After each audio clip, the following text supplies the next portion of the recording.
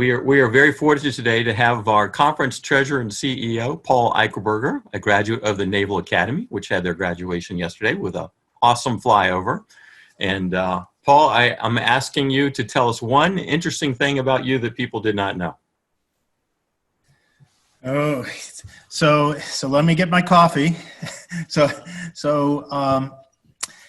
One interesting thing. So, Frank, I don't think that many people know that I grew up in Pittsburgh, and I grew up the entire time not knowing much about my grandparents and my great-grandparents, who were on my father's side. And it was after I was in the Navy that I started doing some genealogy, and I found out that my great-grandfather was in the Civil War, and after the Civil War, he went to West Virginia, into the hills of West Virginia, and he became a circuit rider. So that was my great-grandfather, circuit rider in Oak Forest Methodist, let's see, it would have been ME, so Methodist Episcopal, up near the northern part of West Virginia, okay, and near Hundred, West Virginia.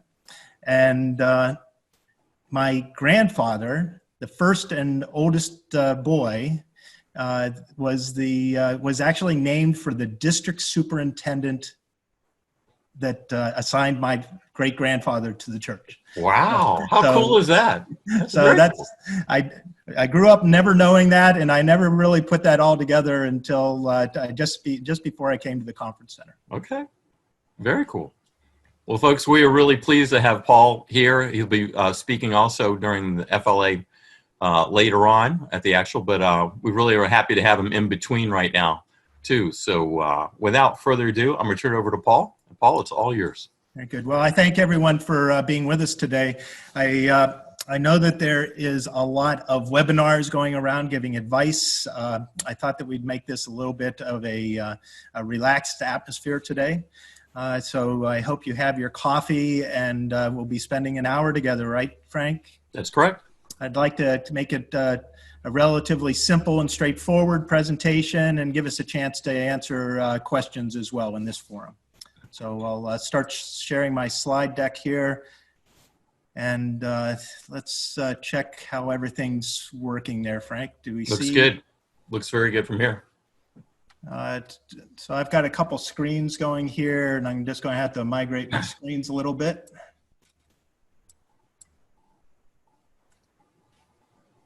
To make sure that I've really got things under control. Hold on, just give me a second here. Sure. It looks good from here. We got one slide, and then you can see the three panelists on the side.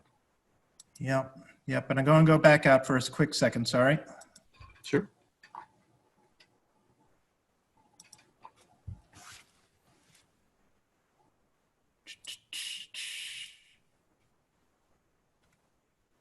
And sorry for the delay.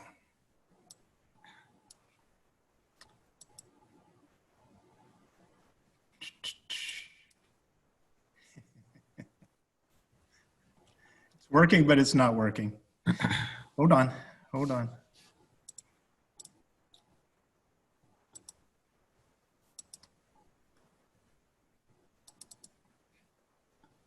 There you go. Okay, let's do it a little bit like this, and I'll blow this up a little bit. Okay. And let's untag this.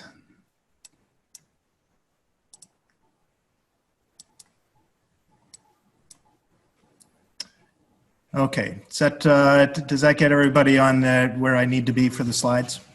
Yep. Okay, I did want to, when Frank and I started thinking through what we might be able to share today, I knew that we'd be going after at least 2 months of being shuttered in our churches. I thought that this could be the opportunity to just address where we are with churches. You pretty much know where your finances are for the first couple months, and now you're into a little bit of understanding what's it going to look like for the second half of the year, trying to get us ready for year end, trying to get us ready even for when will we reopen, and if we reopen, might there be a second wave? So there's a lot of uncertainty still in front of us. And that really does a lot of havoc when we start thinking about budgets and how you operate with finances. So I thought that we could focus on today giving us some decision-making tools that allow us to navigate these uncertain waters financially. Decision-making tools can help us in bringing our groups together. So anybody who's trying to lead the financial group understands that it's best if the whole group comes along together. I really hate having a group where one person's kind of controlling the whole thing and we're all relying on one person to make these decisions. So decision-making tools allow you to operate in this environment as a group and bring everybody along at the same speed. So that's going to be the focus of these tools that we go through today. But I wanted to start with this little bit of Pandemic 101.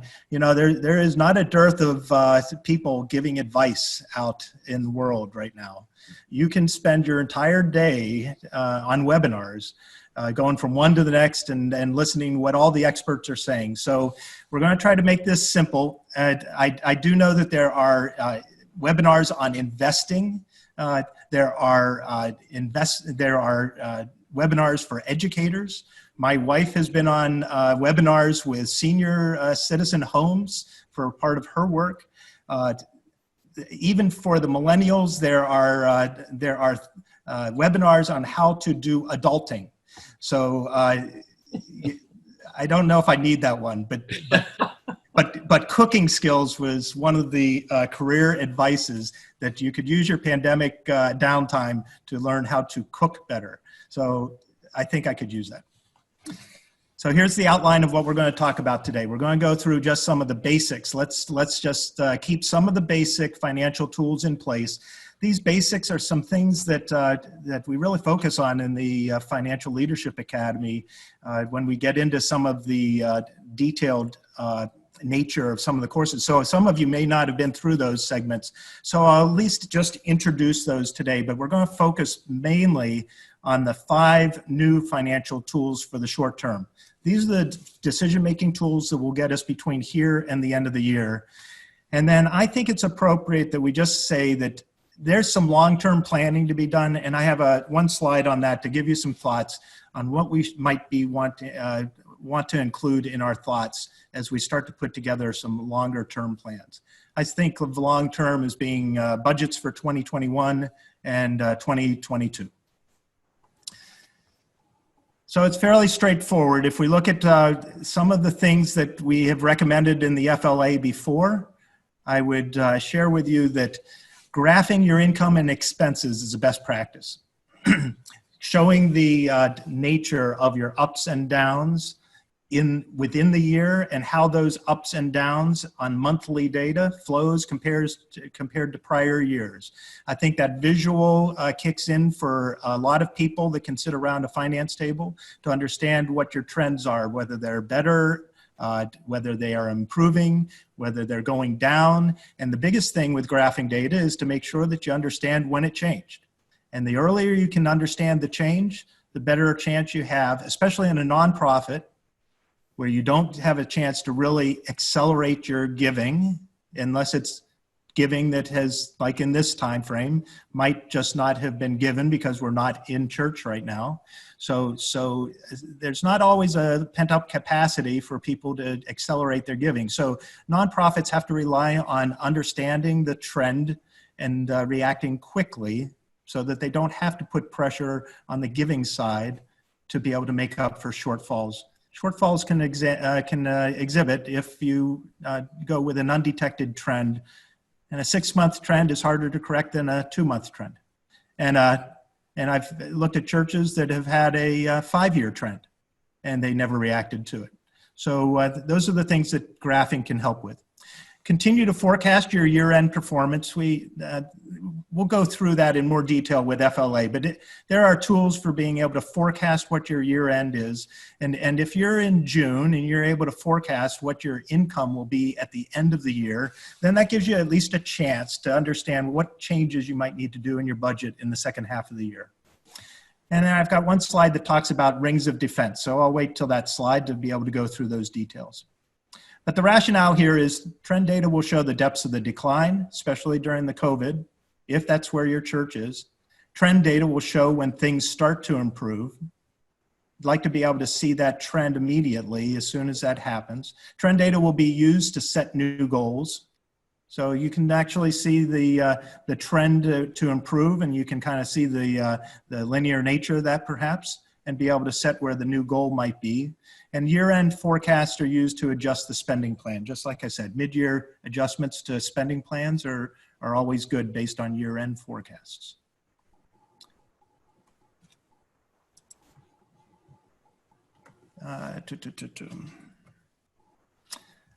This is the graphical of what I like to do for graphing. This is a software. It's an Excel spreadsheet format that we have posted on the Baltimore Washington finance page.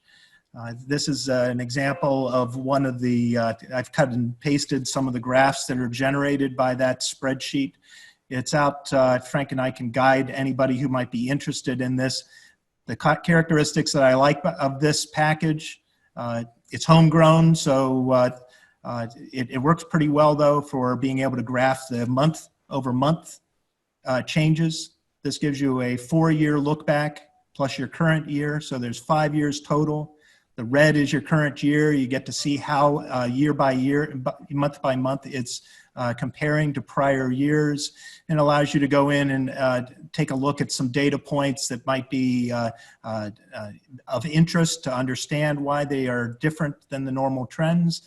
And when you look at this, I don't have the year-to-date totals, but if you were to look at linear progressions of how these months would add up together, you'd be able to understand how that might actually be able to give you a good year-end forecast by looking at that. And then we also do some bar graphing with year-end numbers comparing what your total trends have been for 4 or 5 years. Rings of Defense gives you, I hope that you may have already had this type of methodology in your church, but this is the guiding principle of how we've recommended putting budgets together. That a budget should be put together knowing that you have an inner ring of expenses that need to be funded. It's essential staff, benefits associated with them, payroll taxes, critical building operations. If you understand what the core part of your church budget is, those are core budget elements that can't be reduced in a time of crisis.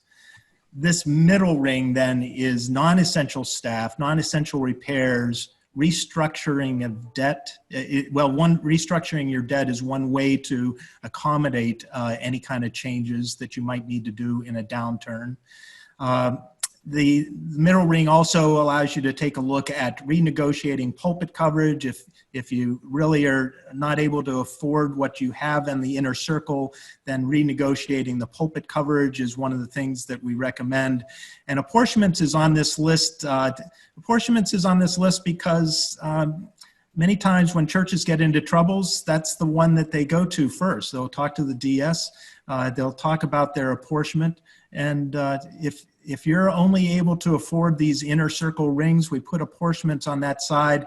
A good DS will tell me that that should really be on the inner circle, but the practical nature of working with churches says that is one that there's some conversation to be had with DSs when a church gets into significant trouble. And many churches might only have these 2 rings. My hope is that as you got into COVID, that you might have had an outer ring inside of your budget. And the outer ring would be something like a 13th payment on your building mortgage, or that you are funding a replacement fund for your building for major system repairs down the road, or that you were able to cut back on travel and supplies sufficiently enough to help you weather any downturn in your mission shares or your tithes and offerings. Taking a lawn care from a vendor and turning that into having volunteers do it in a time of downturn, or having your custodial care being done by volunteers. That's what we call an outer ring. It's knowing those elements of the budget that can be instantly contracted in a time of crisis. And hopefully this is the picture that if based on your experience of COVID, you'll have an understanding whether your budget had the robustness of having that outer ring, something that could be reduced. At our conference center, this outer ring for us was about 7%. We had 7% in the outer ring, and in the first 2 weeks of the COVID, the CFA met and we cut the outer ring. It was $1.1 million instantly identified as being outer ring. You'll see there's no staff cuts that are being done in that. It's just a lot of strategic spending involved with that. And hopefully you can understand, well, we all fully understand that when you get in a time of crisis, it's so important to have that outer ring ready for that day when you need to make the cuts. So Frank, that's the first element that I wanted to give, was just those 3 financial tools. Do we see any questions that we might want to answer here before I go into these 5 new tools? So if you have questions, please jump in. That's one of my favorite slides that Paul does. I always ask him to do it. So because I think it's visually, a lot of people in the church, it's a great teaching tool for them versus just saying you have these different levels. So please, if there's any questions, we're looking under the Q&A or chat, let us know or raise your hand. Paul, there's a question relating to the PPP loans. I don't know if you want to address that now or maybe save it until the end. Why don't we save the PPP for the end? We're very much aware, and I think I'll be able to get through this quick enough to be able to answer those, Annabelle. Good. They're saying it's very clear, Paul. People are good. Okay, so these 5 new tools, I come with the experience of using these with the CFA in Baltimore, Washington. So I wanted to just have you look over our shoulder and see what might be applicable to your local church. First one is creating a contingency plan. Second one's going to be cash flow reports. You know, Frank, when we first started putting this together and we started saying cash flow reports are the key for managing through this, there were no consultants out there teaching cash flow. And all this last week, I've seen everybody going out with their cash flow webinars. So I guess it's disconcerting to see that we can't be completely unique on this, but finances don't really allow you to be too unique. But we'll go through and understand what a cash flow report looks like to understand what you might be able to do at your local church to create one. The cash flow report is important because it allows you to do what-if scenarios. So that's going to be tied together, that number 2 and number 3. We're going to go through a decision timeline. I really think it's critical, especially for committees, to have a decision timeline. That allows everybody to get nervous at the same time. And so we'll go through that a little bit. And recovery goal, I think that's how we deal with this year. The budgets are tough to work through, to understand that essentially what we've been through is a speed bump that's dislodged every logical thought of why the budget was put together. And I believe that we are going to be better suited here through the year end to just identify a recovery goal. So contingency plan, cash flow report, what-if scenarios, decision timeline, and recovery goals. That's going to be the 5 that we go through. So I give you an example here of our contingency plan. Now, if I were to look at this, and I wish I could put my hand over the screen, but I'm going to draw this from this point to the right. We put before our annual conference 2 years ago a contingency plan to make sure that they understood, based on a budget. Here's our mission share funded budget. 14 million is where Baltimore, Washington is. I make this a very simplified approach on this left side. I group things of like nature. So staffing and salaries and benefits. I group those together because I know that's going to be part of a contingency plan where you want to know when you have to start reducing your staff in a contingency plan. So that was a very important part, to pull those all out of the budget and group them together so I knew total salary and benefits. The staffing support is all the other things, continuing ed, travel, supplies, cell phones, that type of thing. Then there are some other things that look alike inside the budget, and I'm looking for big buckets. For us at the conference level, it was mission shares going to the general church and to jurisdiction. There are also our ministry programs. Everything that was under the director of connectional ministry was a ministry program. And then there were things like operations, HR, Episcopal office, communications, all those types of support departments I put in one line item. And then I had a group, this comes out of our thoughts on the circles. The accelerated debt and reserve payments was a big one. It was a strategic decision by our conference to pay forward towards reserves as well as accelerating debt payments. And so those all looked alike, and we put that in a bucket. You can do the same thing with a church budget. Just look for the big buckets. And then so what we put in front of the annual conference 2 years ago, so well in advance of any crises, we put in what would we do to the budget if we did a 10% reduction? What would we do if a 15% reduction? And what would we do for a 25% reduction?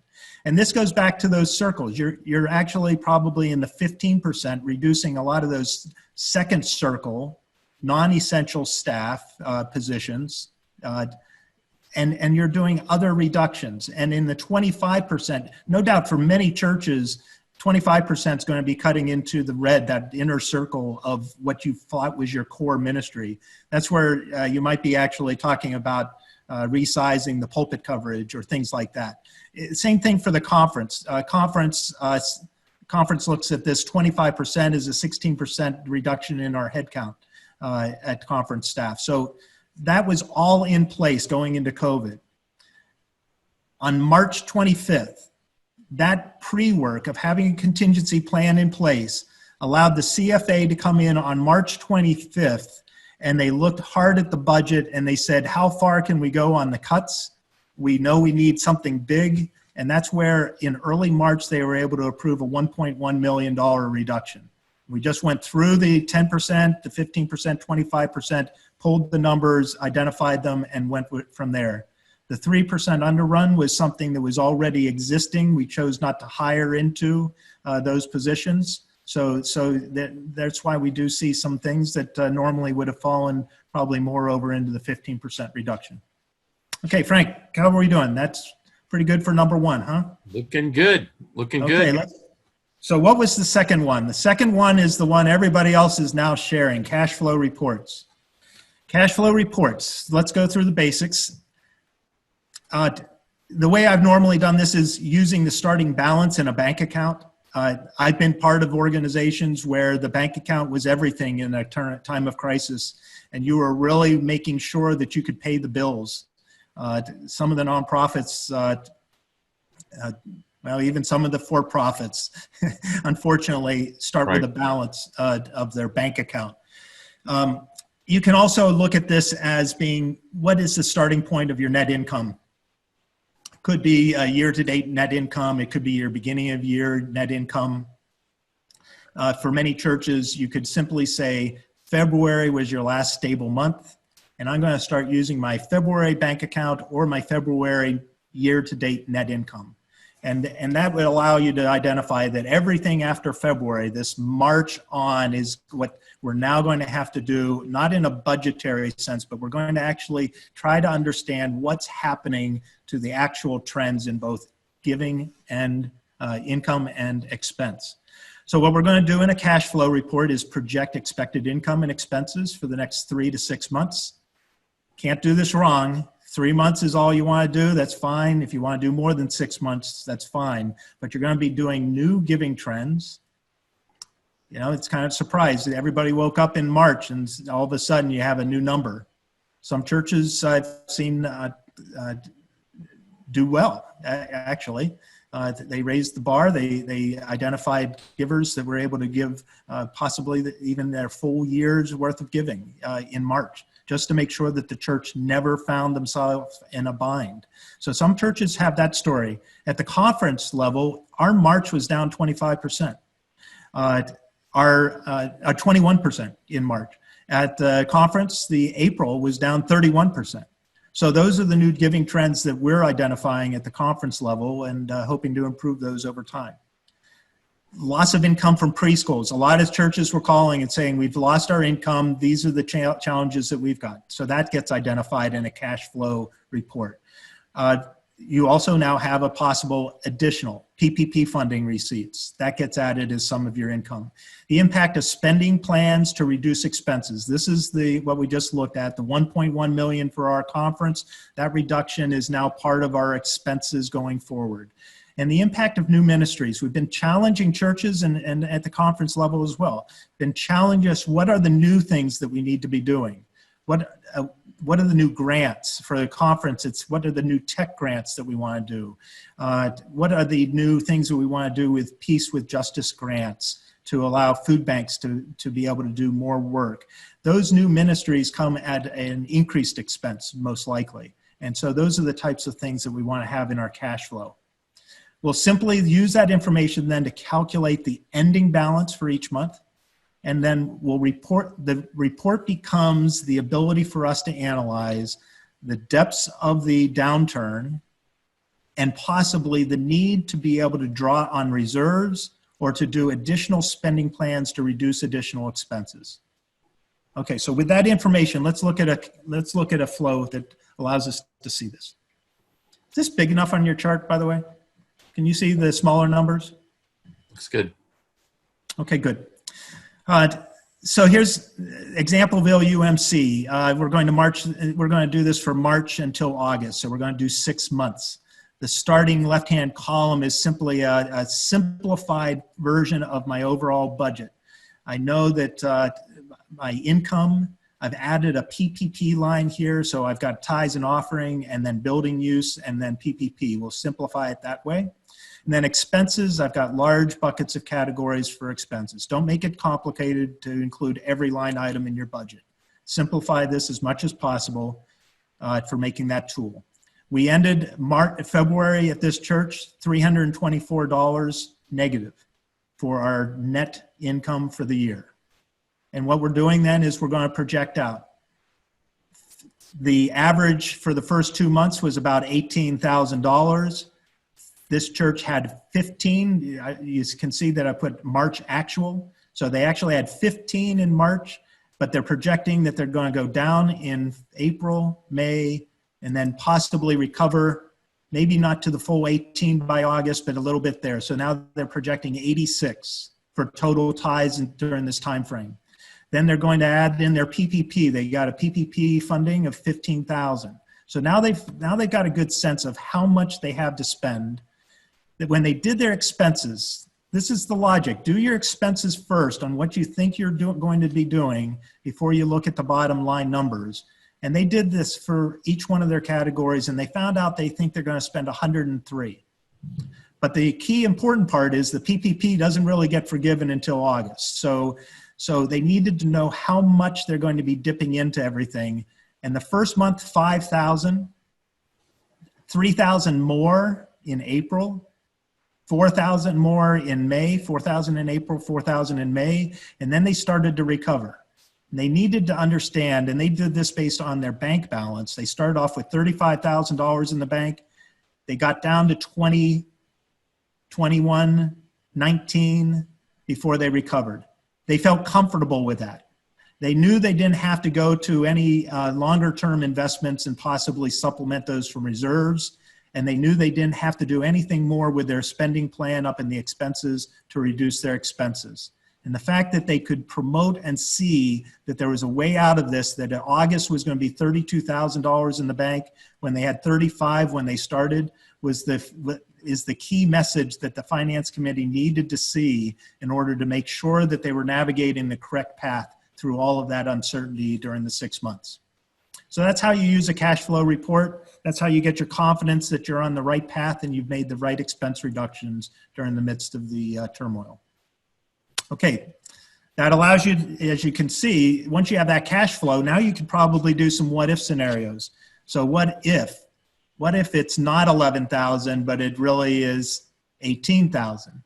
You know, there are some things that you can do. For our conference, our challenge was to assume we did this. What happens if giving remains 25% under budget for 2 months? That was the scenario we ran two meetings ago for the CFA. It gave us confidence yesterday morning, right, Frank? Yeah. Yesterday morning, we met with the CFA. We had put that scenario in front of them 2 months ago, and we're right on top of it. We need a little recovery in the May timeframe in order to truly match that, but it gave them confidence that we had the right spending plan in place. The contingency plan, the what if scenario, allows you to also do things like what happens with and without the PPP funding. The example that we showed would have been a significantly different scenario if they did not receive the PPP funding. They would have automatically kicked into, oh, I need to do more on my expenses, or I need to pull in additional reserves somehow, or I need to go out with a campaign with the church to be able to raise additional funds. So there's a lot of different ways to approach that. And what was this one? What happens if the preschool doesn't open in the fall? That's what a lot of churches are going to be asking themselves now. So run those scenarios, run it with and without, and understand what you would do if it doesn't open in the fall. So the scenarios become a source for analyzing the spending plan and perhaps the short-term draws on reserves. That's tool number 3. Fourth one is easy. It's creating a decision timeline. This is how you work in a committee to allow everybody to come along on the same speed. For our conference, this is a tool that we used. BWC decision timeline was approved March 25th. Have to realize we left the conference center May 13th. 12 days later, we put together a decision timeline that took us out through June. We communicated that to the CFA on the 25th. They approved this, and it allowed the CFA to understand there were going to be decision points along the way, and that we didn't have to be thinking about those things that were not going to be done until later in the cycle. We didn't have to think about those on day one. The whole reason we did that is to keep a committee from making panicky decisions. So panic discussions can circulate on the table, and that can only lead to panic decisions. So getting in front of that by getting a timeline in front of everyone is really helpful in calming the waters. So each decision can be made then as it is needed and not before.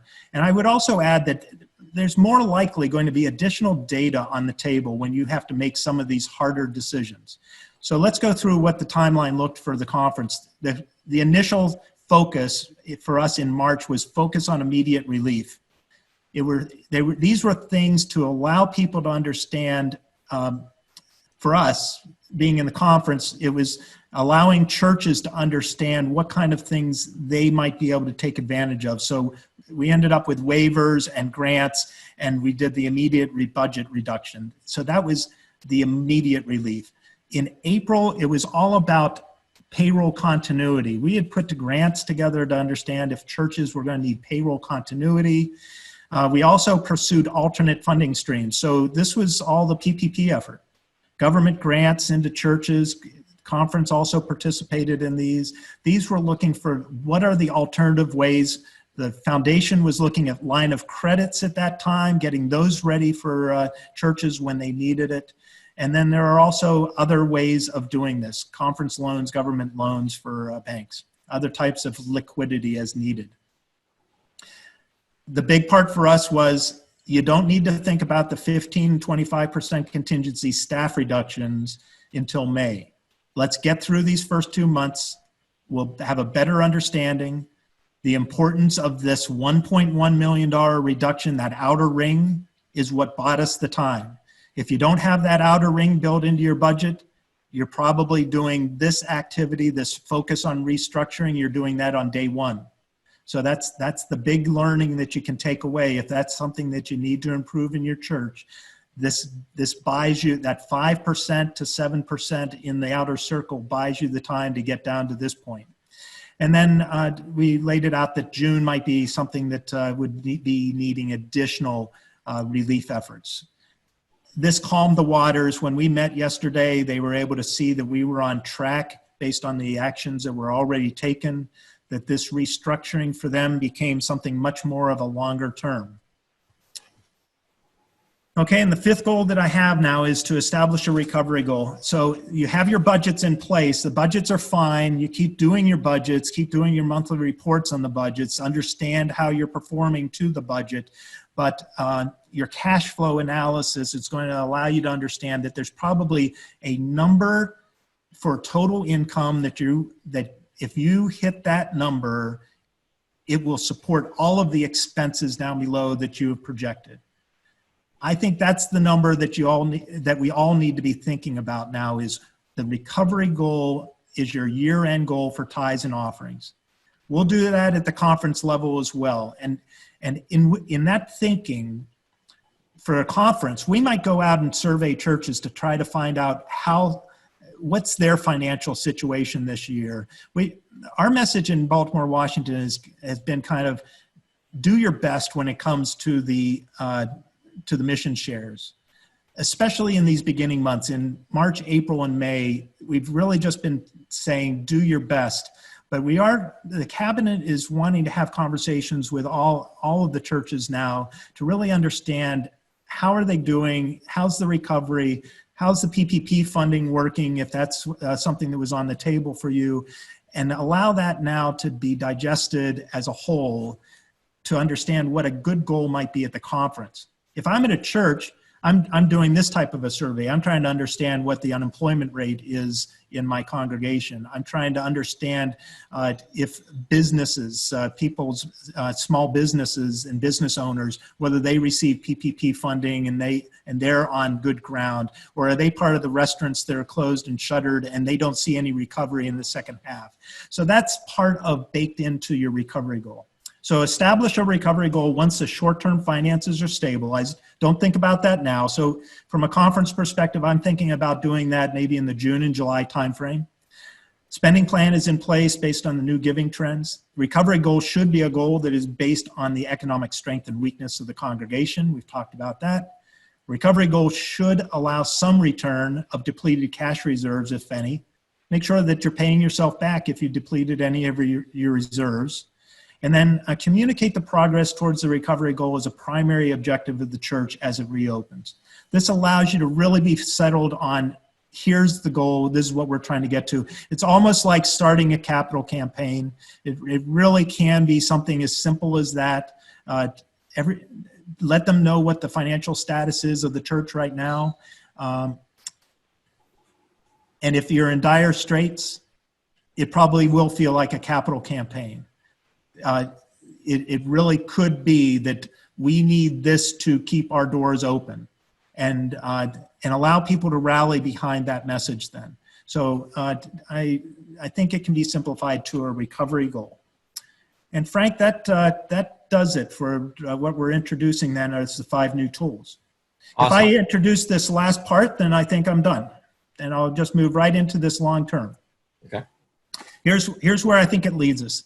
This long-term planning, you saw in our timeline that we actually thought that maybe in May, this month, the conference would be thinking about restructuring. If things were not in a stable position, we would be doing that.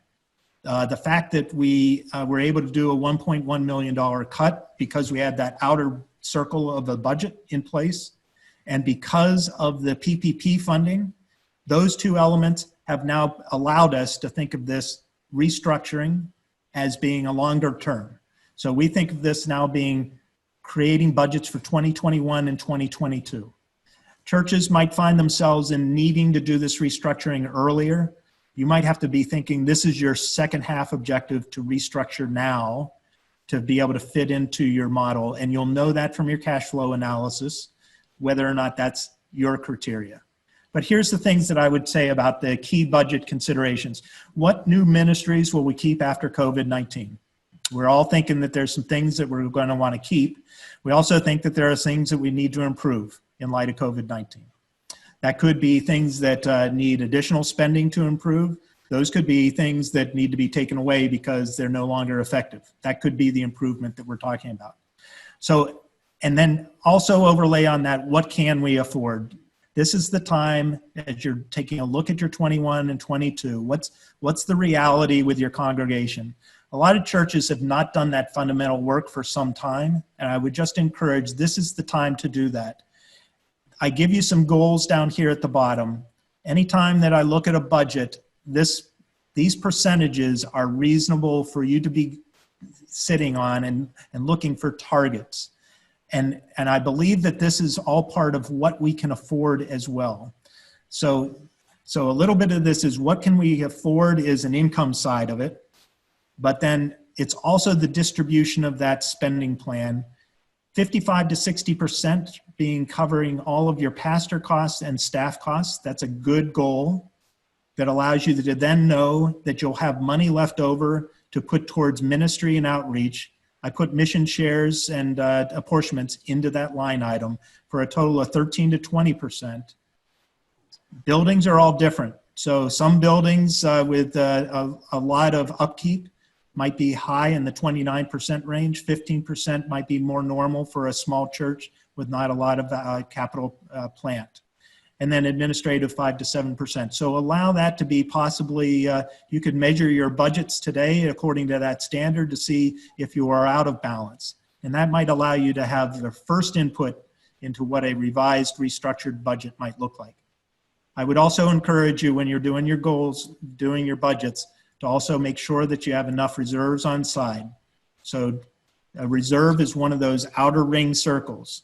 It's paying for your building ahead of time. It's also paying for your operating costs ahead of time, having the reserves available whenever a downturn in the economy comes, or when a downturn in, or an unexpected maintenance requirement is there.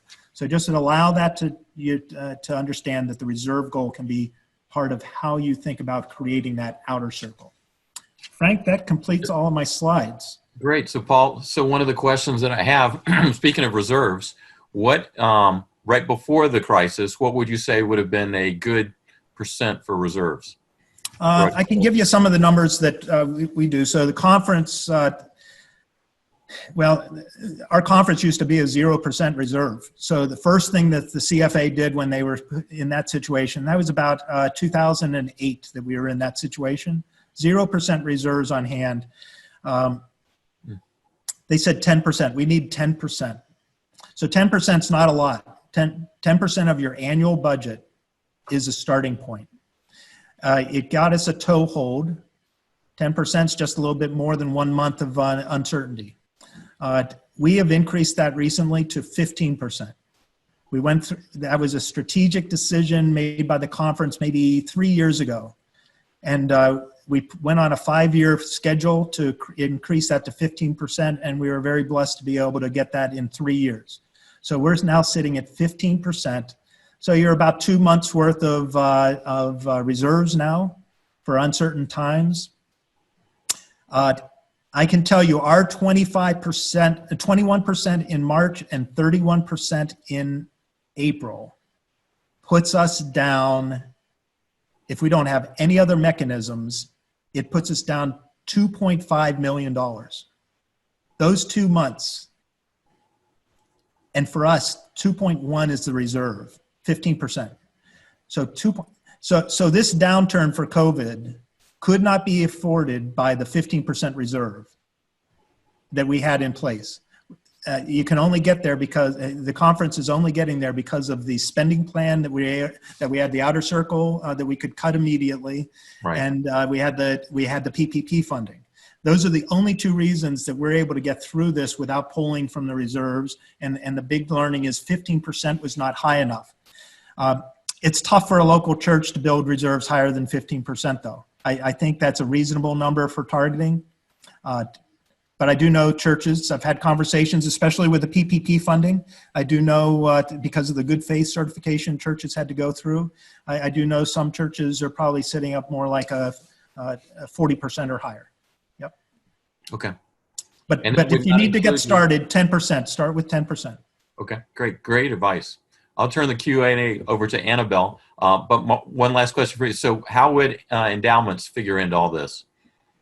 If a church does not have a permanent endowment or wants to set up a permanent endowment? Well, first of all, with an endowment, the endowment is the request. It's kind of like your calling card. So it's a calling card for all future laity to know that there's a avenue for you to give to the long life of the church. So having an endowment, if you don't have the endowment, you never get to ask that somebody include you in your will in that regard. So it's fundamental. It's just the basic practice. You have to have the endowment. So now, an endowment during a downturn, you still have your protocols with an endowment. 5 to 7% draws on the endowment. That's good rigor. I think I'm talking about reserves on top of endowment. So the reserves have to be unrestricted, capable of being fully utilized for the current downturn in the next 1 to 2 months. That's what you need in addition to an endowment. Thank you. Annabelle? Okay, so continuing talking about reserves, somebody asked at the conference, do you keep your reserves in a separate savings account?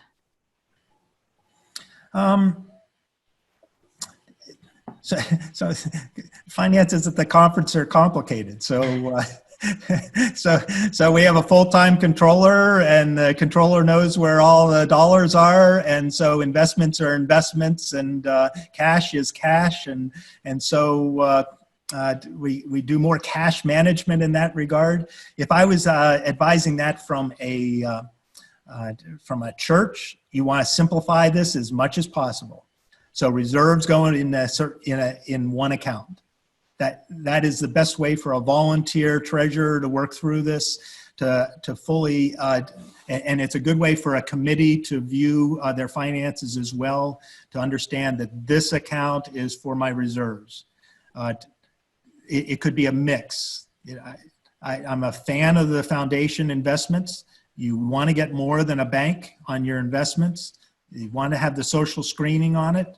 And so the foundation can set you up with the right mix so that you have both equity exposure and more cash or fixed assets. So having that mix, it could still be considered like it's in one account. It's in your Mid-Atlantic Foundation account, but it's invested differently so that you get a certain rate of return. They're very good about being able to guide you through how much should be in equities and how much should be in fixed assets. Yep. Okay, thanks, Paul. So going back to the PPP loans, question, is there any clarity on questions around those with monthly pay periods who receive PPP as to how to handle that? Yeah, so that's interesting. So we're doing a PPP forgiveness webinar on Tuesday night. More the merrier. So everybody in this webinar is certainly able to join us. They're registering on, it's a Tuesday, what do we call it? Training Tuesday, Frank. Tuesday, yeah. Training Tuesday is going to have Pierre and Paul doing a back and forth on PPP forgiveness. So one of those is payroll. So the PPP says 56 days. Day one is the day that you receive the funds into your account. So if you got your money on a Tuesday, then the end of your 56 days is on a Monday. So it's not the 8 weeks out on the Tuesday. So it's 56 days. They specifically say now in the SBA rules that it is the payroll that will count towards this is going to be the pay that actually is dispersed within that 56-day window, plus they're going to take a look at the next payroll that you do after the 56 days, and they're going to allow you to accrue the number of days between your last payday before the 56 days and the 56th day. So let's say your payroll is, well, I don't want to do this too esoterically by not having a graph in front of me. So just know that the payday that you do after your 56th day, a portion of that will be added to your forgiveness total that you're requesting for pay. Same thing is being done. Actually, I think there's a lot of good rules that say that you'll be able to prepay on your utilities. You'll be able to prepay on your benefits as well. These are things that we're watching very closely between now and Tuesday, so I don't have that definitive answer for you, but the first couple of CPAs that we've discussed this with give indication that the banks will be allowing that to occur.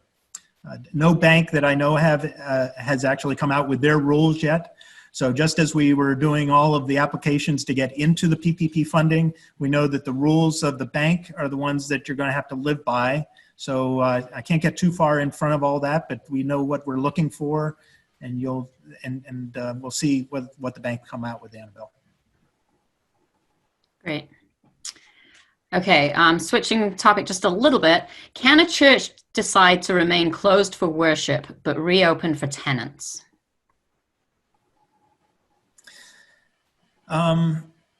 So I don't know how every one of the conferences has treated this. So let's just go from that standpoint.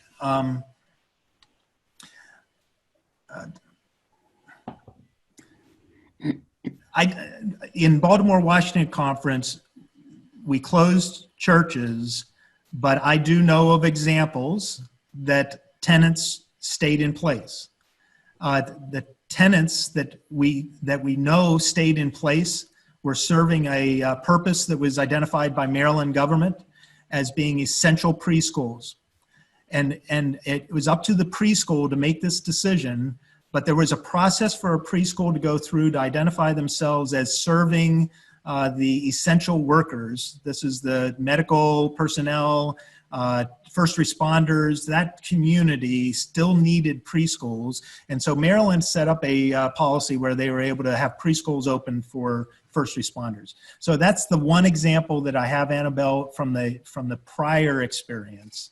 Okay. As we go forward from here, a reopening plan could say that, I suppose. In the context of how I'm hearing the reopening plans come about, you could make two different decisions here.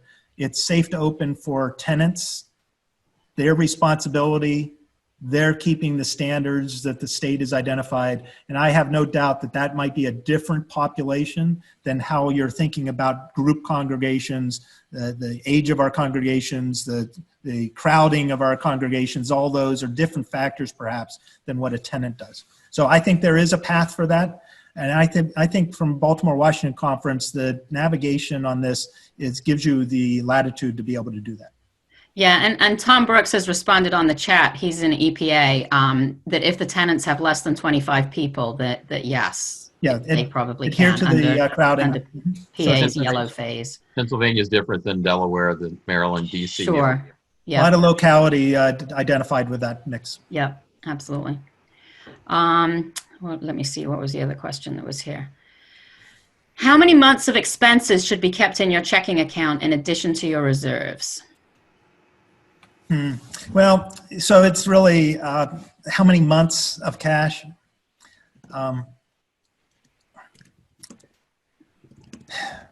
It's a tough one. So for a small bank, it really does.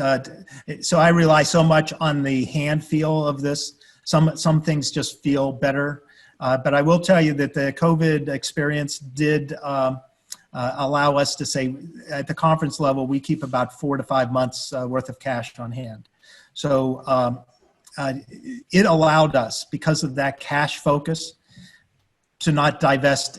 It wasn't even a consideration for us to divest any investment for the cash flow purposes. And we think we can get all the way through 2020 on that purpose. So if anybody needed to have a thumb rule, 4 to 5, but a lot of churches get used to running with less than that. That's, this is by feel of hand. Every operation has their own challenges.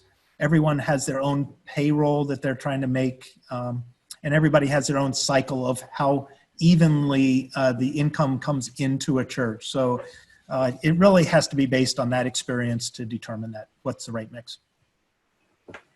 Great, thanks. Several people are asking if these slides are going to be available. I'm going to suggest that they will be.